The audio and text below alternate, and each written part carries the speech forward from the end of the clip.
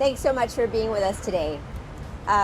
People often ask me why I ever ran for office, and I'm always reminded of a moment in my childhood that really shaped my life. I was about 8, and I was walking in my grandfather's neighborhood with my grandfather. We were taking a walk, and my grandfather was not a formally educated man. He was a carpenter, painter, very humble, but he was a pillar in my life. And we were walking in his neighborhood, and I remember being a little girl and kicking at the grass. And I looked up at him and I asked my grandfather, why don't you have sidewalks in your neighborhood? And he looked down at me and he said, porque no les importa, mija. They don't care about us. And even as a little girl, I was infuriated. Who could not care about this amazing person? But it lit a spark. And that spark turned into a fire. That fire led me to want to help people in my city. It led me to become an attorney, where I'm very proud to say I help people with special needs, that don't have a voice. And it led me to run for office, specifically for people like my grandfather, who did not feel like city government was for them. From the west side of San Antonio to law school, from raising my family in the district where I grew up to representing the district where I grew up, that's what drives me, is making sure that no neighborhood and no family is ever felt left behind by their own city. I hear a lot of political candidates talk about transformation, about disruption, and they'll tell you that San Antonio is not enough. The truth is, focusing on those issues and focusing on ideas that are not related to San Antonio means not focusing on the issues that matter to San Antonians. And hey, San Antonio is on the come up. We're definitely we're about to be, I think we're on the cusp of being a world-class city. But we can never forget who we are. We can never forget that we're San Antonians first. San Antonio does not need to be transformed. San Antonio is strong enough. San Antonio is smart enough. And San Antonio, we are ready. What San Antonio really needs is to be heard, to be respected, to be invested in, no matter what corner of the city you come from. That means safer neighborhoods where you can raise your family without fear. It means streets and sidewalks that actually get fixed on time. And it means investing in our youth, our seniors, and the basics we rely on now that will build a stronger future for our city. I was at the doctor's office a while back, and a woman, Ms. Johnson, came over to me and said, hey, I think you're my council member. And so I stood up, I said, introduced myself, how can I help you? And she said, I've lived here my whole life, I love this city, but I don't feel safe in my neighborhood anymore. City Hall should work for her. City Hall should work for people like my grandfather. And City Hall should work for you. If you don't feel safe in your neighborhood, then we need to do better. And we need to create opportunities right here at home. My track record speaks for itself. I've secured millions for parks, libraries, and foster youth programs. And that last one, let me tell you, people did not want me doing that. But you have to push and you have to fight sometimes to get what you need for your community. I've delivered historic funding to improve streets and sidewalks. I've worked to bring common sense, reliability, and accountability to this city. I've led movements to uplift our unions, our reproductive rights, and our small businesses. And I've been called pretty ugly names for doing it, by the way, but that's okay because we get things done. I've served as Public Safety Committee Chair, leading efforts to improve mental health because public safety is mental health. I've supported our first responders and strengthened neighborhood safety. As chair of the Alamo MPO, I've worked with regional leaders to secure millions in sidewalks and roads and general mobility for our city and around our city. I've prioritized our veterans and their families, and I've worked with the Elder Abuse and Exploitation Task Force to seek justice and protections for our seniors. With everything going on all around us, we're somewhat insulated, but we're not fully insulated. So we have to bring that unity together as San Antonians, and that's what I bring to the table. Like so many women, so many Latinas before me, I've been underestimated. It's what I deal with my whole life. I've never felt entitled to positions of leadership. But like Mayor Cockrell, Mayor Taylor, like Maria Berriozábal, like Senator Van de Putte, and Secretary Andrade, I've had to prove myself every step of the way. And let me tell you, like all moms tackling our never-ending to-do list, I've never had the luxury of slowing down. My community has been asking me to run for a long time. I have never saw this for myself. But when your community lifts you up, encourages you, believes in you, and asks you, you have to respond. A gentleman I represent, Mr. Garcia, he told me a while back, Mija, you're doing such a good job for District 6. You solve so many of our problems that we've been asking for so long. Why don't you do it for the whole city? And it was very humbling. I mean, first, it's the top compliment you could pay to an elected. But second, it got the wheels turning. You know, I do love solving problems. That's what I do. And I can do that for my city. For those who believe and value formalities, my name is Melissa Cabello Havrda, and I am running to be the first Latina mayor of San Antonio.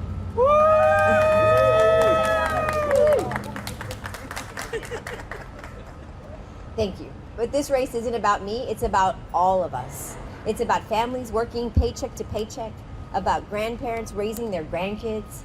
It's about veterans and their families who have given us so much. And most of all, those neighbors that love their city so much and just want San Antonio to love them back.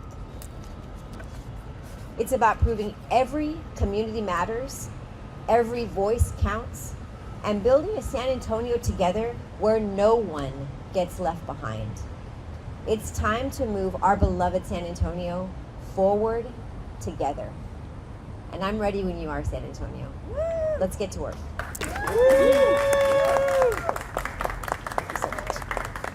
Thank you all. Love you. Love you too. For a few questions if anybody wants to ask now. Yeah. Any questions? Yes, sir. Councilor, you're going to be the 16th candidate in what's going to be a pretty crowded field, the third city council member.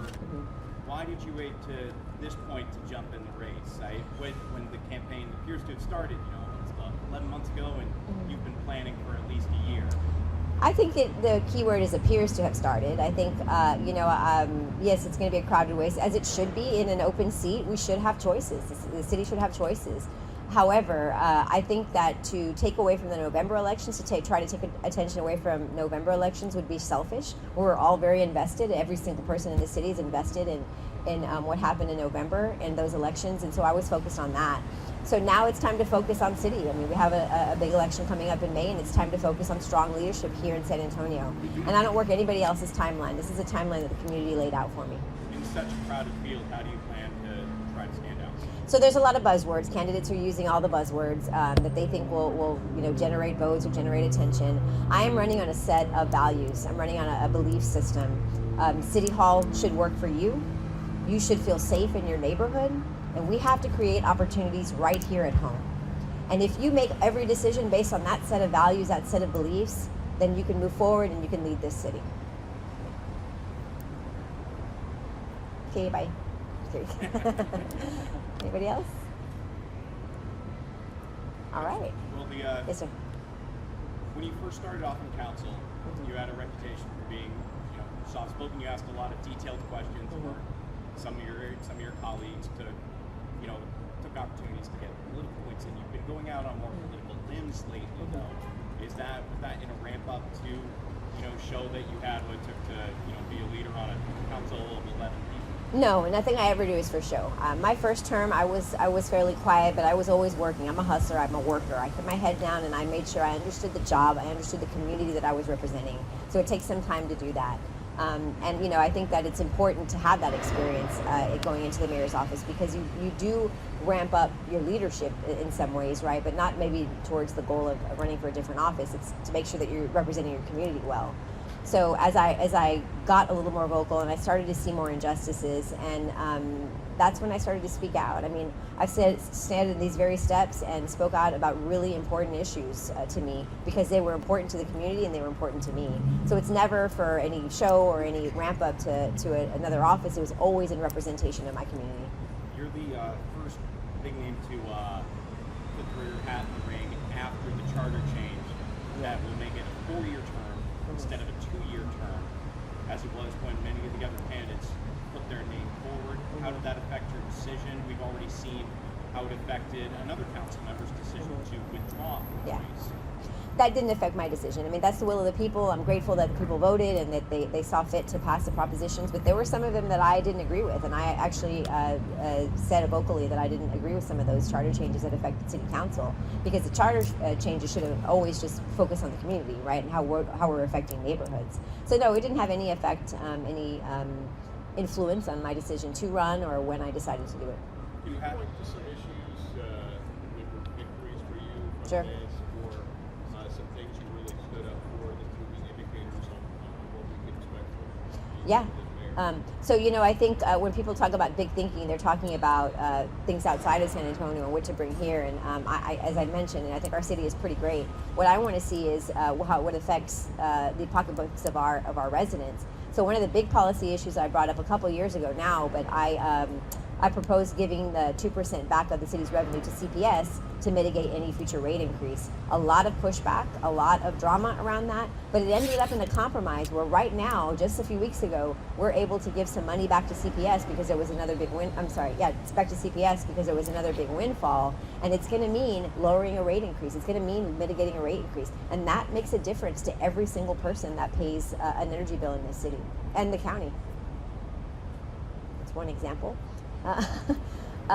So another idea that I brought up is increasing Ready to Work, the amount of people that can participate in Ready to Work, including people that are under 18. We have juniors and seniors in high school that are in programming that won't necessarily lead them to a job right out of high school. And so I propose increasing Ready to Work to kids in these programs that can graduate from high school and go right into work. That's what Ready to Work in my book was always supposed to do, is make sure that we're reducing the poverty level in our city by ramping up this pipeline of young people and adults into work programs. And I don't think it's fair for us to say, well, let's let them go out into the world and figure out how hard it is and then they can come back to Ready to Work. Let's stop it right there. Let's get them in the pipeline to progress and success right away.